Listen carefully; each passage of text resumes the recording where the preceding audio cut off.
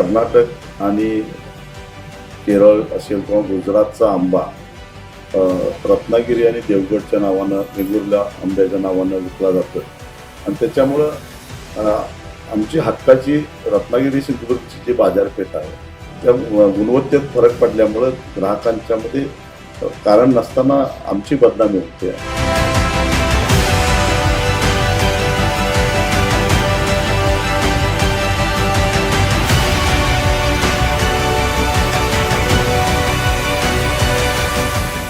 स्वाभिमानी शेतकरी संघटनेचे नेते राजू शेट्टी यांनी कोकणातील आंबा बागायतदारांसह मुंबई एपीएमसी प्रशासकीय इमारतीत सचिव आणि फळ मार्केटमधील व्यापाऱ्यांसोबत बैठक घेतली आहे.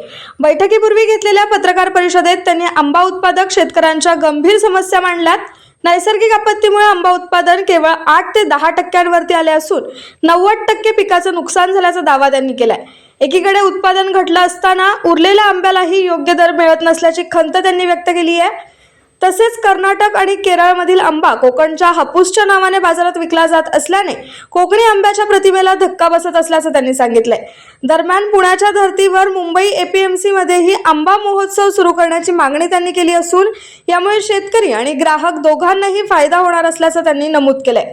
पाहूया या स्पेशल रिपोर्टमध्ये. एक तर यावर्षी नैसर्गिक आपत्तीमुळे निसर्गामध्ये जे काही वेगवेगळे बदल झालेले आहेत त्याच्यामुळं आंब्याचं उत्पादन केवळ 8 ते 10%च झालेलं आहे. 90% उत्पादन घटलेलं आहे. अशा परिस्थितीमध्ये जो काही निसर्गाच्या तडाख्यातून थोडाफार आंबा वाचलेला आहे त्याला चांगला भाव शेतकऱ्याला मिळावा ही अपेक्षा असताना तसं होताना दिसत नाही. त्याचबरोबर काही बाकीच्या समस्या आमच्या आहेत. उदाहरणार्थ इथं आंबा भरून ज्यावेळी गाड्या येतात त्यावेळी त्या उघड्यावर उभ्या करायला लागतात आणि त्याच्यामुळे आंब्याच्या क्वालिटीवर परिणाम होतो. तेव्हा बाजार समितीनं एक चांगलं शेड वाहनांच्यासाठी उपलब्ध करावं, नंतर गाड्या लगेच खाली करायची व्यवस्था करावी हा मुद्दा आहे. त्याचबरोबर व्यापाऱ्यांनी दिलेली जी उचल आहे त्याला केलेली आकारणी किंवा ती आता यावर्षी पीक आलेलं नाही त्यामुळे त्याची परतफेड करणं अवघड आहे. त्या संदर्भात काही मार्ग काढता येईल का यासाठी व्यापाऱ्यांच्या बरोबर थेट चर्चा करावी हा मुद्दा आहे. बाजार समितीनं काय सुविधा उपलब्ध केल्या पाहिजेत हा मुद्दा आहे. आणि सगळ्यात महत्त्वाची गोष्ट म्हणजे आज कर्नाटक आणि केरळ असेल किंवा गुजरातचा आंबा रत्नागिरी आणि देवगडच्या नावानं, वेंगुर्ला आंब्याच्या नावानं विकला जातोय आणि त्याच्यामुळं आमची हक्काची रत्नागिरी सिंधुदुर्गची जी बाजारपेठ आहे जो ग्राहकांच्या मनावर वर्षानुवर्षात आम्ही जो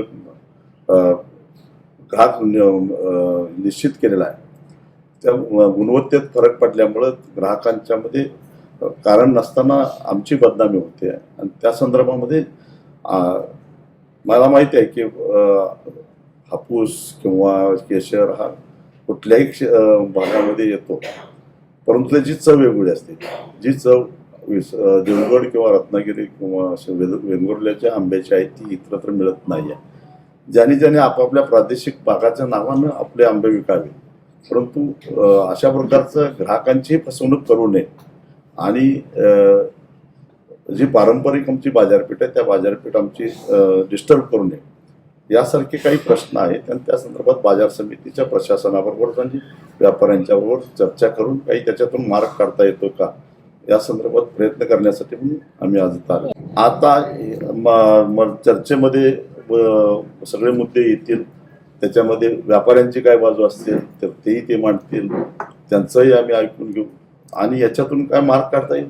नाहीतर मग शेवटी काय करायचं बघा लॉकडाऊनमध्ये पूर्ण बाजारपेठ ठप्प झालेली होती. बाजारपेठच बंद पडलेली होती पण आंब्याचं उत्पादन घटलेलं नव्हतं.